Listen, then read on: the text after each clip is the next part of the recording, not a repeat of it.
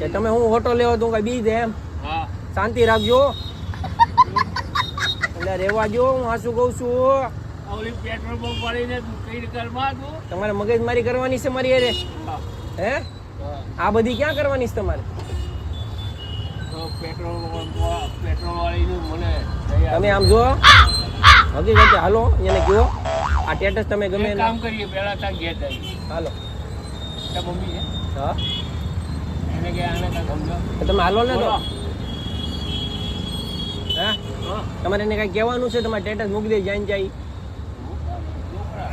છોકરા છે તો જોવે હે ને. કોણ જોવે હે? જોવે તો બધા આખું ગામ જોવે. તમારું આ આબરૂ ધજાગરા થાય એ તો કરો.